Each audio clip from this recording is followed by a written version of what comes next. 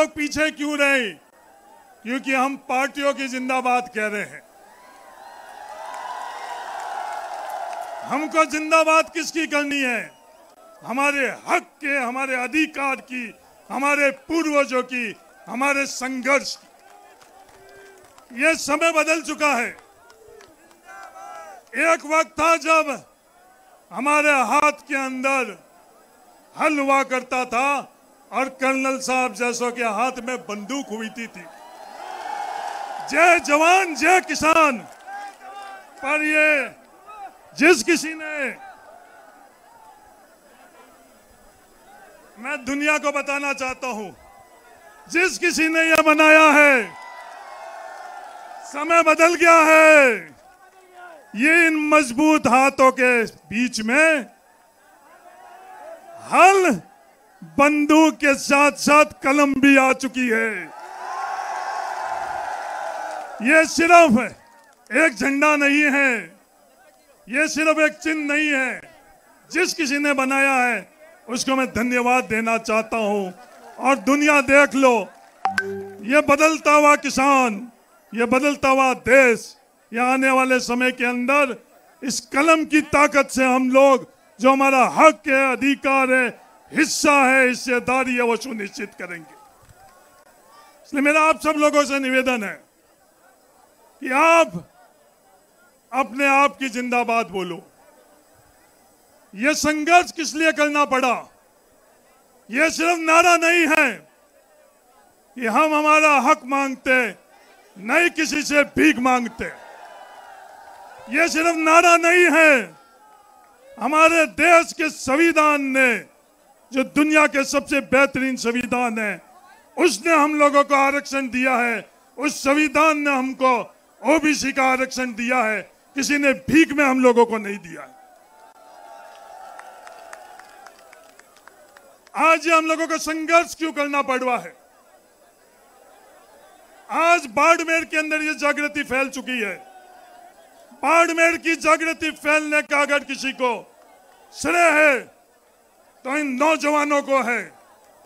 नरपत जानी जैसे, राजेंद्र कड़वासा जैसे, ये दुनिया उसका कोई भी मतलब निकाल ले कि बाड़मेर के अंदर जो जागृति फैली है, इन जैसे नौजवान और विद्यार्थियों के कारण ये जागृति फैली। पहले दिन जिस दिन हम लोगों ने इस संदर्भ में बैठक करी, उस पूरे बड़े हॉल के अंदर डालूराम जी कितने लोग थे? हम लोग मुश्किल से 50 लोग थे। ये नरपत जानी, ये राजेंद्र कड़वासा और तुम तमाम लोग एक एक बाड़मेर के नौजवानों के पास गई।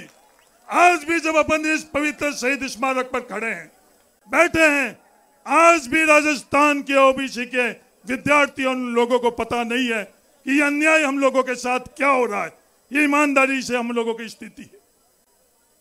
आज संविधान और नियमों में हम लोगों को 21% आरक्षण मिला।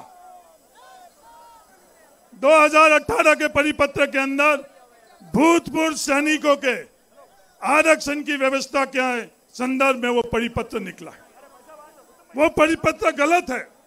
नौजवान साथियों, आप और आपके माध्यम से राजस्थान के कहानी, इसलिए जाति के आधार पर जनगणना की जो मांग है, वही अपने आप को अपनी स्थिति बताएगी, इसके अलावा और दूसरी कुछ में।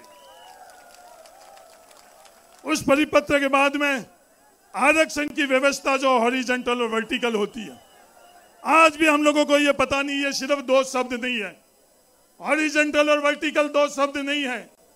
एक आरक्षण की व्यवस्था अगर मैं साधारण शब्दों में बताना चाहूं, SC, ST, OBC, NBC और EWS, इनके लिए एक आरक्षण की व्यवस्था है।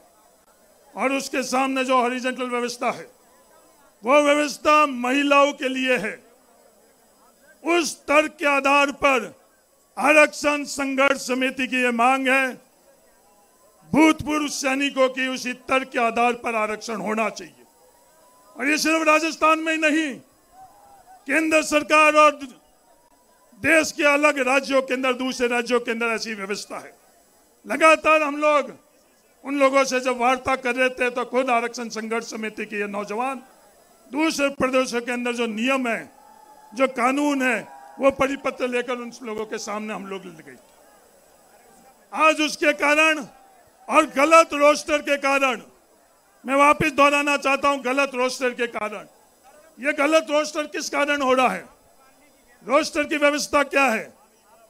रोस्टर की व्यवस्था, अगर आप आरक्षण का फायदा लोगे तो उसी वर्ग के अंदर आपको माना जाएगा। अगर आप आरक्षण का फायदा नहीं लोगे तो उस वर्ग के अंदर आपकी गिनती और गणना नहीं होगी। पर ये लोग कर क्या रहे हैं?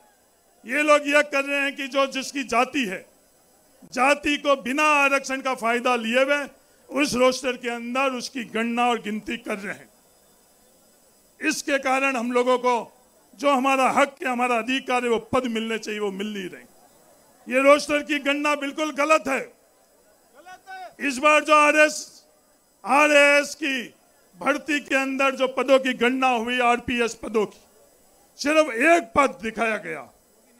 तमाम लोग जब जाकर और सही रोस्टर करवाया, जो एक पद के जगह 15 आरपीएस की पद का सर्जन हुआ।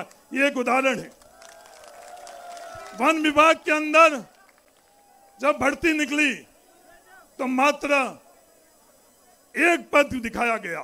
हम लोग सब हमारे परिवार के मुखिया हेमाराम जी के पास जाकर जब उनको समझाया कि ये स्थिति है, आज हेमाराम जी वहां बैठे हैं तो उन्होंने वो संशोधन कराकर एक की जगह 77 पद ओबीसी का सर्जन करा दिया।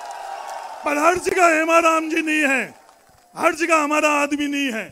वो सोच के खिलाफ हमको संघर्ष करना पड़ रहा है, जिस सोच के कारण 21% कागजों के अंदर और भर्ती हमारे शून्य की हकीकत ये चीज। इन दोनों के कारण, इन दोनों विसंगतियों के कारण हम लोगों को शून्य भर्ती हो रही है।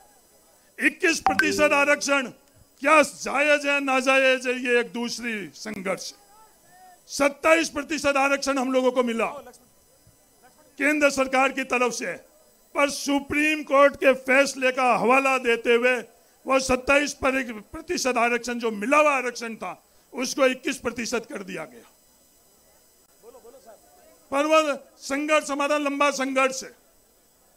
राजस्थान में ओबीसी आरक्षण बहाल करने की मांग को लेकर ओबीसी वर्ग का काफिला राजधानी जयपुर पहुंच गया है। पूर्व मंत्री और पंजाब कांग्रेस प्रभारी हरीश चौधरी प्रदर्शन का नेतृत्व कर रहे हैं। हरीश चौधरी का कहना है कि 2017 में भाजपा सरकार द्वारा ये विसंगति की थी। वे राजस्थान सरकार से मांग कर रहे हैं कि आरक्षण की विसंगति को दूर करके इसका समाधान निकाला जाए। ओबीसी एमबीसी आरक्षण मुद्दा समूचे किसान वर्ग को प्रभावित करता है। हरीश चौधरी ने कहा कि ओबीसी आरक्षण संघर्ष समिति की मांग है कि सरकार राज्य में भर्तियों के लिए जारी 2018 के परिपत्र में संशोधन करे और सही रोस्टर बनाए, जिससे ओबीसी के लोगों के साथ न्याय हो।